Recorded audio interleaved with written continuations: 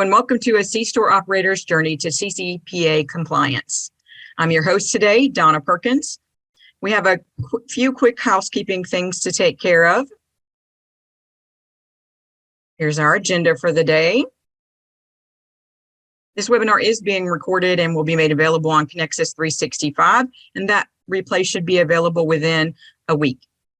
You are able to ask questions via the webinar interface. It should show up on the right-hand side of your screen, and there's a little tab that says questions. You can put your questions in there, and please do try to get them in early so that we have time to get them to the speakers.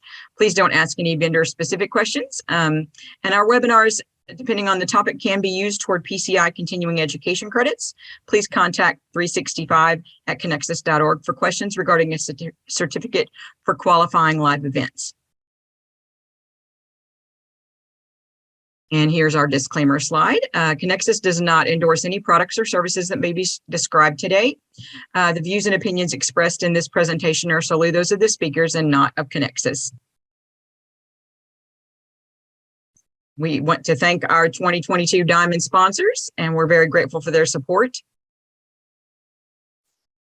Just a couple of things about Conexxus. We are an independent, nonprofit, member-driven technology organization. Conexxus sets standards for data exchange, data security, mobile commerce, loyalty, point-of-sale back office, and more. We provide vision and check for emerging tech trends. We also advocate for our industry and on a technical level and attempt to be at the table and in the conversation when policies are being set that may impact your business. And we hope that you will contact us. You can reach us through Conexxus365.org. You can also reach us through Conexxus.org, or you can find us on LinkedIn. All right, I'm going to hand this over to our moderator, Tang of Hughes Network Systems.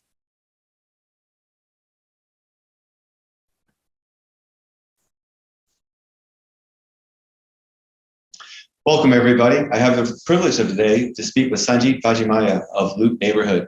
Hi, Sanjit. Would you mind please introducing yourself? Yes, hello. Thanks for the opportunity. This is Sanjit. I'm a director of IT for Loop Neighborhood. We have been in business, C-Store business for last few decades, and Loop Neighborhood kind of started in late 2010. And right now we are at a store count of 50 with branded Loop Neighborhood. Branded stores are count of 50, though we own and operate on almost 130 stores in California. Sanjit, can you tell us a little bit about when you first became aware of CCPA and data privacy? So we started back in early 2019 when there was a talk about CCPA being implemented in California. So we started looking at our things, what we need to do and how to navigate the process. So back in 2019 was a time when we started looking at the process and what needs to be done to be CCPA compliant. What did that look like when you became aware of CCPA? How did you go through the learning curve of understanding what you needed to do? Yeah, there are a few points that we needed to understand and clarify, and how to navigate each and every point to CCPA. So there were a lot of things that we had to use our external partners, especially attorneys team and lawyer groups, to understand and clarify some steps for us, and put in place some points together so that we can, when things come around, we could have easily implement those CCPA items in place. Can you maybe start to take us through as you when it comes to CCPA? What kinds of changes? What kind of investments did you have to make? So initially, we had to obviously learn what was in CCPA itself, and we had to go back and understand our system, what was customer facing, what kind of information we're collecting from customer, what points and what endpoints we're collecting, whether it was website, whether it was in-store, whether it was a loyalty platform, or all these different things that we're providing either web, virtual, or on store. We had to understand what kind of data we were capturing from consumer side, and then where we are housing them, how we were housing them, and if any opt-out request comes in, or suspend request comes in, or archive or complete deletion request comes in, how soon we could act on, and how soon we can put things moving parts together so that we can respond to the request as soon as possible. It seems like when it comes to data privacy, it's exactly kind of as you say, there's quite a bit of complexity that you have to deal with. How did you make the decisions of which things would you handle yourself versus kind of which things would you get other third parties to engage and kind of take care of for you? It came down to what we are housing in-house here and what different platforms we're using personal information. There might be loyalty platforms where our loyalty vendors were storing and managing the data. There might have been websites, or there might have been other like survey that we have done past that where we had captured some personal information and we're housing either in-house or outside. So depending upon that, we had to kind of put a plan to bring all different vendors, third parties, or within our team together so that we could act on when requests came in from the consumer side or from the user saying, hey, I want this information to be either archived, suspended, or completely deleted. It's one of the interesting things about data privacy, right? That there's an aspect of kind of the data that you're collecting, but it's also the aspect of the data that you're using for your business, but that other vendors are touching. And so it becomes a very interesting collaboration with all the parties who touch the customer data on your behalf. Is that correct? Yes, that's absolutely correct. And did you have to kind of redefine any of your relationships with your vendors in order to kind of comply with CCPA? How did you navigate that? Yes, we did. We had to go back to our vendors to ask them to create a new process that complies CCPA, especially a lot of our vendors, which we use, are not within California, they're out of state. So they also have to understand California laws and understand what needs to be done to comply CCPA. So it was kind of a collaboration with third-party vendors, especially we're out of state to California. And as you go through the CCPA process or trying to become compliant, did you have any engagement with your major oils? Did they play a role in all this? For Major Oil, there was initially some talk about it, but since Major Oil has their own process and procedures kept in place for CCPA and the privacy laws, we were not really in intervention with the Major Oil providers.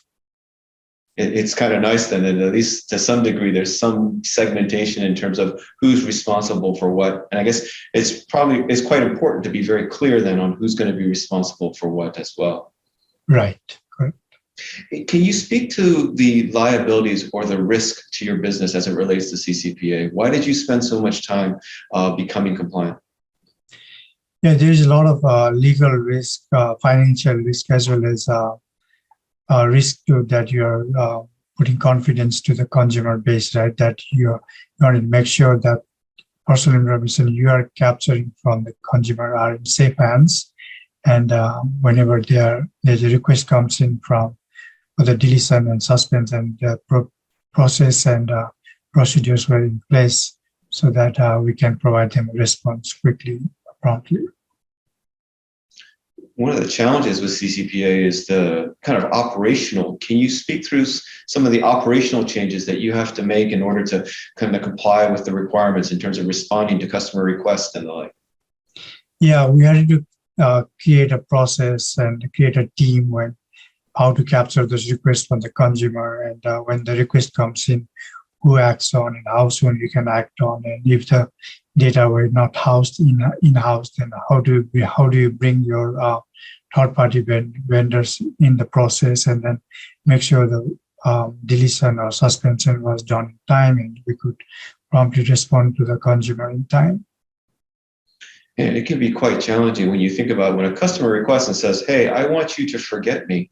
there's a kind of an immediate requirement to understand that that you're going to be able to comply with that request, and that when you make that deletion, that it's gone, that the customer has truly been forgotten in every and any kind of data sources for you, and as also for your vendors too as well.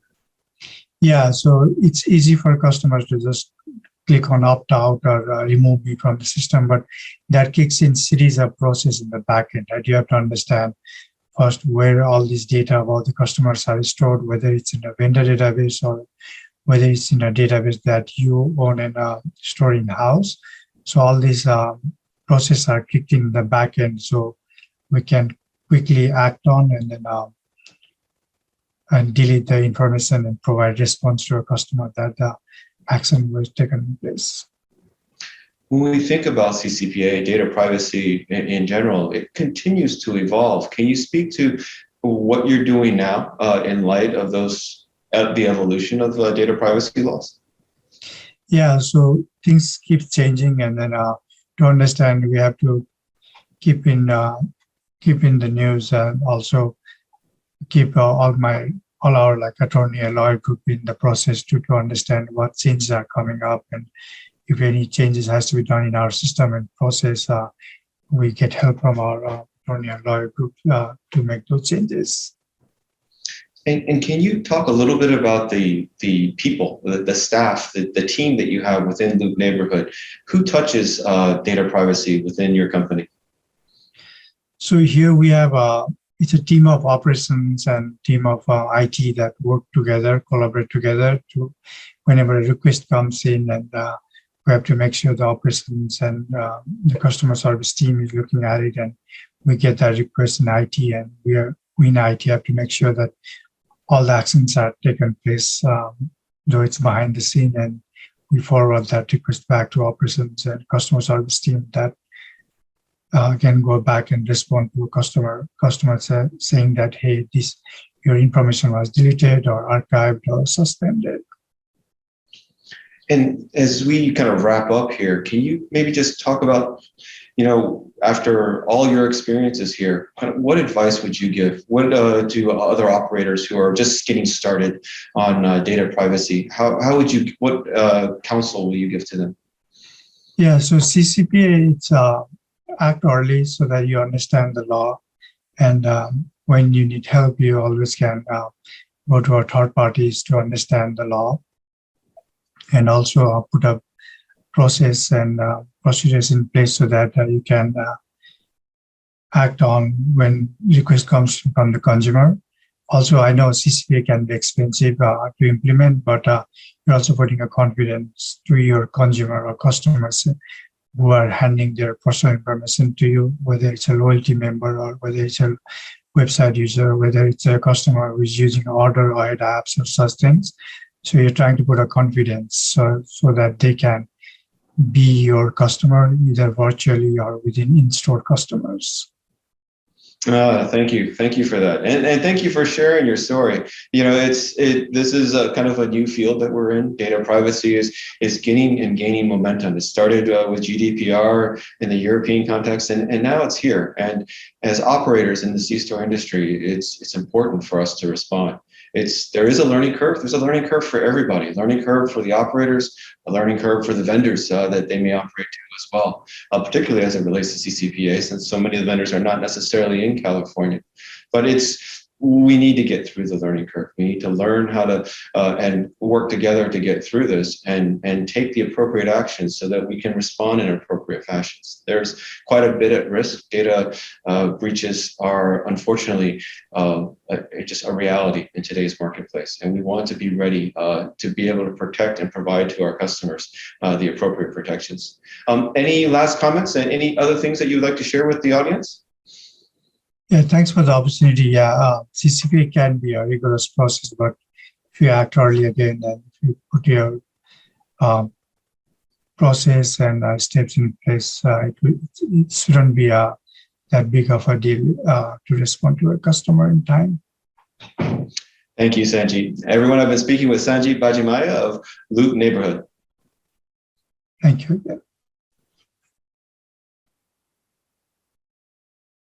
Hello, everybody.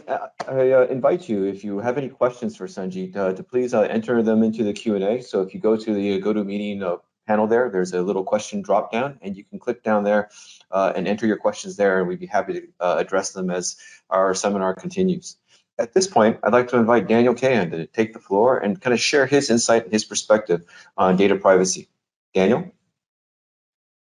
Yeah, thank you, Tim. And thank you, Sanjit, for sharing your story and walking us through the obstacles that you faced, how you tackled them. I think, while we're very much in the infancy of the data privacy era, it's really commendable that you were able to recognize the need to act early, and now you're here to share the lessons that you've learned with your peers in the industry. So that's fantastic. Thank you. And one of the things that you and Tim were mentioning in your chat was how data privacy is very much evolving. And I would like to take some time, as Tim said, to talk about the state of data privacy in the US and where it appears to be evolving. So, as mentioned, the California Consumer Privacy Act, or the CCPA, became effective on January 1st of 2020. It was enforceable in July of 2020, so it's enforceable now. But then in November of 2020, the California Privacy Rights Act, or the CPRA, was introduced and approved on the ballot for general election in California to build on the CCPA effectively. And that law, the CPRA, becomes enforceable on January 1st of 2023. And it's going to impose tighter regulations on businesses who process data of California residents. So I want to talk about some of the highlights of what those changes are before we talk about other regulations that are going to be introduced as well. So the CPRA introduces a new classification of personal information, or PI, and this is referred to as sensitive personal information, or SPI. And it has additional uses, disclosures, and opt-out requirements under this new regulation. So this is for businesses that are handling sensitive information like social security number, driver's license numbers, any financial account information, etc. That this statute would be applicable. And the CPRA also requires any companies holding high-risk data to conduct annual cybersecurity audits and to submit the results of those audits to the California Privacy Protection Agency. Another thing that the CPRA is introducing is an expansion of the CCPA's right to opt out. So now, instead of allowing consumers the opportunity to opt out of the sale of their data, companies have to allow consumers the right to opt out of third-party sharing for advertising purposes. And then we're also strengthening consumers' rights through the CPRA by adding the right to delete or correct personal information. So while the right to delete was part of CCPA, now the right to correct is there as well. And if a consumer's personal information has been shared with third parties by the business, and it's in the consumer, we verify that it's incorrect, the consumer has a right to rectify that. And then another thing I wanted to mention as well was just the introduction of changes in data governance and transparency. There are going to be limitations on storage, data minimization, contract requirements. So only data that is necessary for the purpose stated by your business is the data that you can collect or use or disclose. And so it's just introducing the idea of being mindful of what we are collecting on consumers, whereas years ago the common approach was just to collect all the data you can. Now it is very much evolving to whatever is necessary from a business perspective. And then finally, for CPRA, I wanted to mention that the penalties for violation will increase if the personal information involved is for consumers under the age of 16. And the CPPA can investigate some violations on its own initiative now. So we are seeing some stricter regulations being introduced under that statute. In addition to California legislation, though, Colorado has also passed the Colorado Privacy Act, or the CPA, Virginia has passed the Virginia Consumer Data Protection Act, or the CDPA, and both of these regulations go into effect in 2023. So Virginia goes into effect the same day as the CPRA on January 1st, whereas Colorado goes into effect on July 1st. So we recommend, if your business is operating in all of these areas or multiple areas, take a superset approach to how you're going to operate in more than one jurisdiction, and make sure that you are complying with the stricter of the regulations that you must comply with. Because beyond those 3 states that have already signed data privacy regulations into law, more than half of the remaining states have proposed regulations that are under committee review right now. And federal policy bills have been proposed, but we don't really believe a federal regulation is going to be enacted anytime in the near-term future. Even though I think this could be a positive for the merchant community if it was, because we wouldn't have to have these constantly evolving state regulations. But until then, I think companies need to plan to be as nimble as possible, because there's going to be some new introductions of privacy laws, as we know, and new requirements to meet. Thank you, Daniel. I appreciate that overview. Evolving regulations on a state-by-state type basis. At this point, I'd like to invite Alan Thiemann from a partner at Hand Santos. Alan, could you provide some context here? How are C-store operators supposed to think about data privacy with evolving regulations? Well, it's a challenge, Tim, as Sanjit described it. His process is really the one that I think most merchants need to be actively pursuing. If you're in California, or as Daniel mentioned, Colorado or Virginia, and also Nevada has added a consumer privacy element to their existing internet privacy law. So it'll be coming into effect in 2023. So the growth of where you have to be concerned is certainly there. I would offer up on the federal side, the biggest push I think that I'm seeing federally is for the Federal Trade Commission to get more and more enforcement regulation over things like your privacy policy. So if you are going to make certain statements in your privacy policy, those become essentially representations of your business. And if the FTC were to receive complaints that your privacy policy was not being adhered to or followed, you could be brought into an investigation under the FTC for fraud and misrepresentation. So there is a little bit of a federal orientation that could be beginning to start showing up as a concern. I wanted to just go back to the point about the CPRA is certainly for the whole point of what Sanjit was talking about. This California Privacy Protection Agency that's been created is already in place, even though it hasn't yet created its own regulations. Its regulations, as opposed to those that were adopted by the California Attorney General under CCPA, the CCPA agency is looking at regulations that will be in effect by this July.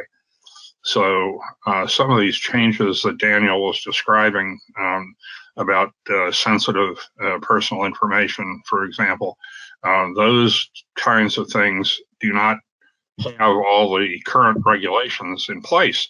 So the Privacy Protection Agency is going to have to regulate and promulgate regulations to help inform that. And as many of you may remember, the Attorney General is very lax and late in generating the regulations under CCPA. So we'll see how the California Privacy Protection Agency does in getting its regulations out the door by July. Importantly, this whole point about sale or sharing of data, I think becomes a major focus. The whole notion of whether or not it was hard enough to understand under CCPA whether you were selling data because it was a very vague definition of whether there was some kind of financial incentive. But this whole notion of sharing data for a financial incentive creates all kinds of mischief and likelihood of regulation saying that, okay, anything to do with your loyalty program, and there's other regulations about loyalty, and I think we're actually going to be doing a webinar about the loyalty piece coming up here at Conexxus. So some of that issue about how to deal with financial data, financial information, and what you have to do to comply if you have a loyalty program is certainly something to keep an eye on. But the relationship you have with your vendors, the need to share data to exercise business activity, becomes a major crisis of, do you have a problem? Don't you have a problem? And then I would also bring into that discussion this whole question about requirement, the right of a consumer to ask for deletion of the data. I deal with deletion issues coming out of Europe under GDPR all the time under right to delete. And the issue that most often has to be looked at when you're in a service type of business is, I don't think consumers think about whether or not they're going to be adversely affected if they ask to have their data deleted. So one of the things you need to build into this process of responding to requests that Daniel and Sanjit were talking about, your response to requests to have your personal data deleted, you have to be ready to tell that individual, well, you understand if I delete your data, you can't participate in my loyalty program. You can't participate if I have an in-house credit system for you. There's a lot of things you will lose the right to do in my business if you ask me to delete your data. So those are issues that need to be looked at. The other two that are specific to California coming out of the CCPA, and I don't know that there's any further information yet coming, but business data, business contact data, and employee data were specifically exempted from personal data under CCPA for a period of 2 years.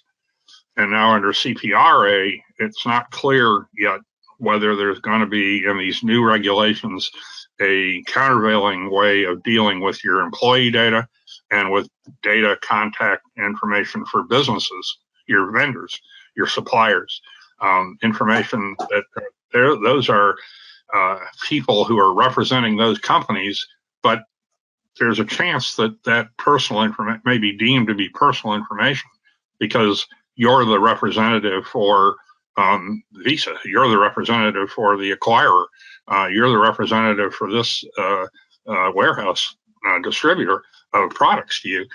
If those people are going to be brought in as personal data requirements, all these efforts that Sanjit has made are going to have to be readdressed to figure out how to include those people. And frankly, I think that was one of the hot buttons. And Daniel mentioned the election, the Prop 24 that occurred back in 2020 on the California ballot. That created the CPRA. One of the hot buttons was what to do about business contact and employee data. There was a lot of concern that that type of data was being eliminated from coverage under the law.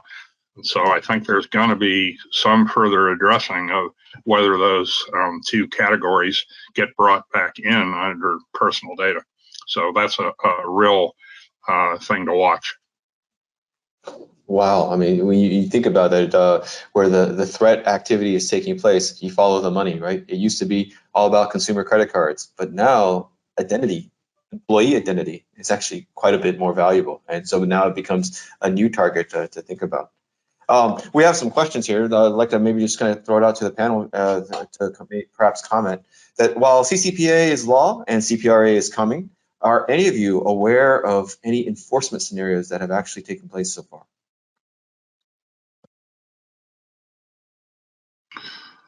Well, enforcement under CCPA has been, see, the CCPA had one real idiosyncratic aspect to it. There was a private right of action allowed for violations of the breach notification components of CCPA, which actually predated CCPA. And so the creative lawyers in California, I don't want to claim them as part of my community of interest, frankly, but they're there nonetheless. Lawyers in California who represent litigious plaintiffs have the right to do class action lawsuits, and they've been very creative in what they've alleged are violations of CCPA, not limited just to violations of the breach notification provisions. And so there have been quite a few lawsuits filed. I don't know that any of them have actually been decided yet. I try to keep an eye on those things, but there's so much more going on in other states, as Daniel was mentioning. There's a whole host of states that are considering privacy legislation again this year. So the list of states that you're going to have to worry about is potentially going to grow quite significantly here this year. Another reason why some kind of uniform federal law would be ideal, as Daniel described it, to give the merchant community a common way of trying to deal with this problem.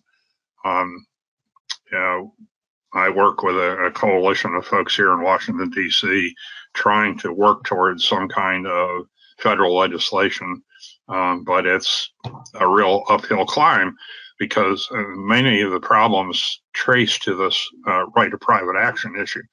There are people in states where right of private action, like in California, exist, who do not want to see federal law take away that right.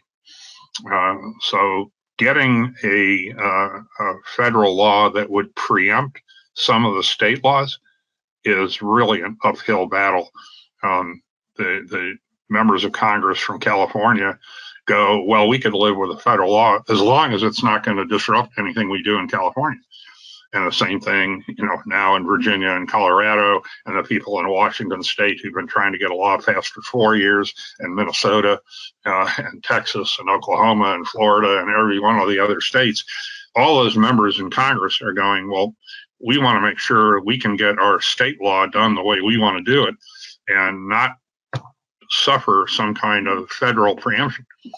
Well, if there's no preemption, folks, there's no common pathway for merchants in the industry to say, well, we can do this one way across the entirety of the country. It doesn't sound like we're really on a path here to get this resolved, with each state making their own set of regulations, and then each state taking a different perspective. Some applying the privacy to businesses that operate in their states, others applying the privacy regulations to their consumers, their citizens. So it's wherever they go, whoever is doing business with a California resident. The California resident, that's right. I mean, so frankly, I've taken the position that if you're doing business in Nevada, even before the Nevada Privacy Act was changed, if you're doing business in a neighboring state, even like Oregon, the chances of you having coverage of California residents, California citizens in your database is pretty high. And if you're a national company, you got that problem magnified by multiple states. We have another question here that says, so it sounds like for getting a customer, the customer everywhere is quite challenging when allowing the opt-out. Are there any particular challenges with implementing the appropriate processes to adhere to these deletion requests? Sanjit, Daniel, can you provide some perspective here? Yeah, so Yeah, just go ahead, Sanjit. yeah, thank you. Yeah, it's finding the first source of data, where the request coming from, and also trying to find out where the data resides, whether it's in-house or it's a vendor database, and again trying to contact the right vendor to delete the data. So those are the process challenges when the request comes in for opt-out. And Daniel? Yeah, I think that was well said in terms of making sure you map the entire data across your organization to understand where you would need to delete it. I think another key consideration here is what do you need to retain for, if it's an active consumer in your database, what do you need to retain to maintain that business relationship for them? Because you don't want to delete that and forget who your consumers are. Also, right, let's make sure in today's environment, a lot of us are keeping backup data in other, outside storage environments. So if you're going to delete or mask a consumer's data, and then 6 months from now you have an outage where you're having to rely on your backups, make sure that you're not putting data back into your environment that you would have deleted or were supposed to have deleted according to your obligations to a consumer.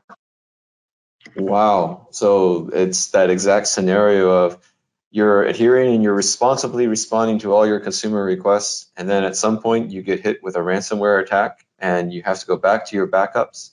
And when you restore your backups, you have to go through and one by one, or you have to update all the databases at that moment that you put that backup back into action. Or one could say that, hey, you should have even a routine or regular process of eliminating that customer's data from your backups at the point of request. This gets to be quite kind of imposing in terms of some of the operational considerations that could take place. These are not just what if scenarios. These are kind of very tangible events that could take place in your business. There's a bit of a subset question in some of this too, particularly about deleting personal information. California has a definition that allows the controller of the data, so in this case the merchant, to anonymize or synonymize the data and take it out of coverage. And so if you have the opportunity to work on a database where you need the data for demographic purposes, for dealing with things in your business that you don't need the individual data, you don't need the actual demographics, you might need male, female, age, and so forth. You may be able to build databases that are synonymized, anonymized, and aggregated to get around some of the effects of law. That's a really interesting point. But when it comes to data privacy, we often say, don't collect anything more than what you need. To a large extent, it seems to be the guiding principle. Daniel, Sanjit, any other kind of points of clarification? Don't collect anything other than what you need. What does that look like in reality? How do you operationalize this? What does it mean to only restrict your data collection to what is necessary to run the business? So for me, I think that sort of concept introduces a new level of thoughtfulness toward data collection and your relationship with your consumer that the previous era of consumer data collection didn't really allow for, because the philosophy used to be, well, the more data, the better. But what we found was that a lot of organizations were just piling consumer data up and not really doing anything with it. So I think this allows merchants an opportunity to say, what do we really need to conduct business? What would be useful? In the concept, we've brought up the context of loyalty programs. And in that case, if you have a loyalty program where you're collecting consumer data, it allows you to be more thoughtful and transactional around, well, data is now a new form of currency, and I need to be rewarding consumers for the data they're supplying me, and being thoughtful around each data element you're getting. But I think that form of thoughtfulness was something that didn't really exist before these regulations were in place. Well, and particularly when you think about the excitement, or maybe we should say the keen interest in the market in the use of AI machine learning to basically create these personalized customer experience. And there's a meaningful reality here that the customer expectation in today's marketplace has been dramatically elevated across multiples of industries, not just the C-store, everywhere. And so customers expect you to know what they need and be able to provide a level of personalized service that's relevant to their context. And now the question is, how do you do that in light of all these additional liabilities that the more you know about your customers, the more potential liabilities you're going to incur? This is very challenging. Any final thoughts here in terms of perhaps in guidance to operators who are beginning their data privacy journey? Where should they start? How should they start thinking about if, after listening to our discussion here, saying, hey, I need to do this and I haven't done anything. How do you begin? How do you begin the process of becoming compliant or getting prepared?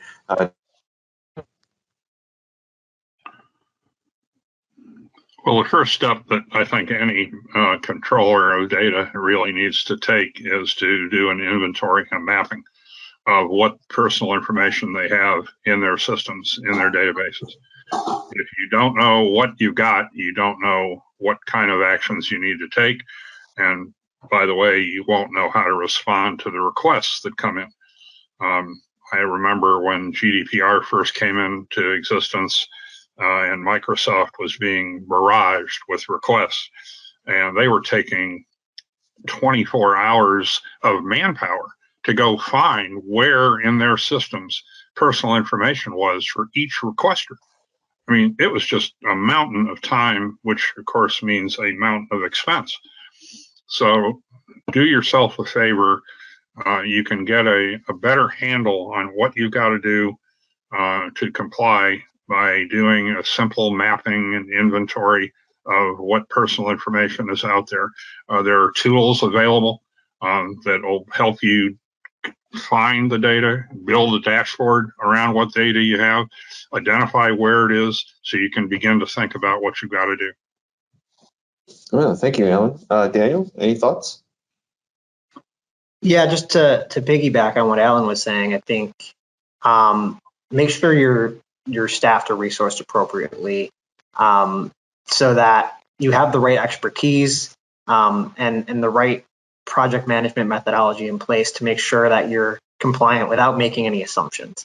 And I would also say when you're setting out to do this, set out with the mindset of implementing a program of work that addresses data privacy, rather than saying, I'm going to meet CCPA or I'm going to meet the CCPA, because as we've seen, these regulations are continually evolving, and you don't want to make it a one-off project every time there's a change to the law. And Sanjit, to close us all out, as you sit right now, how are you thinking about data privacy? Yeah, again, it can be a challenging with to comply all these different laws out there, but it's important that consumer feels that their data and personal information are in safe hands. So as a merchant, that's you are accountable for those private information that you hold. So also it will turn in the long run will be in favor for you, because now you have if you can show that confidence, then you have a customer in hand for long road. Well, gentlemen, thank you. Thank you very much for taking the time to kind of share with our audience kind of your insights and your perspective. I'd like to encourage our audience that as you're looking through this to get the Conexxus website. It has a lot of valuable resources, white papers, infographics, and maybe another resource for you as you begin your journey into data privacy compliance, and as you think through what kind of investments and what kinds of things what kind of steps that you need to be taking in order to be able to address these coming regulations that seem just to be growing and evolving in time. Thank you, everybody, for your participation. Thank you, Thanks, Tim. Tim.